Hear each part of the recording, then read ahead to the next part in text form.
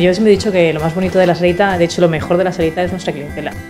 Y de hecho nosotros tenemos clientes que han venido y se han comido unos platos de super noodles, de super llenos, pues eso, con salsa de cacahuete y pues unos tacos de pescado rebozados y riquísimos, y venían ellos con sus familias y con sus hijos, y ahora los hijos vienen con las novias, ¿no? Y los platos han evolucionado muchísimo.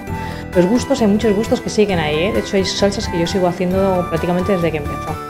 Pero sí que es verdad que los jugos, las presentaciones, yo qué sé, el refinamiento, todo en general, pues ha evolucionado mucho. El chef significó, me dio muchísima seguridad.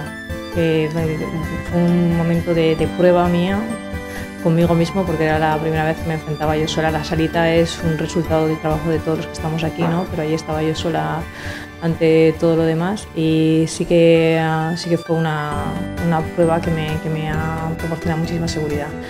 Pero sobre todo lo más importante es que he puesto a la Sarita en el mapa, ¿no? de España principalmente, y que tenemos clientela de todo el mundo, y que me ha dado la posibilidad de conocer a muchos otros cocineros.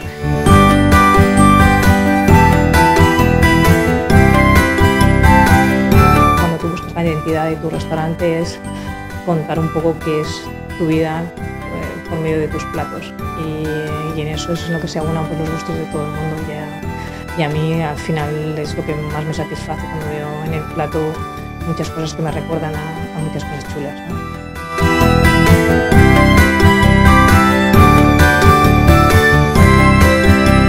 De no haber sido cocinera, yo creo que hubiera sido modista, fíjate tú. Yo siempre pensé que mi vida estaría un poco enfocada hacia el diseño, no sé. Al principio era diseño de interiores, luego era diseño de ropa, pero me gusta mucho el trabajo manual.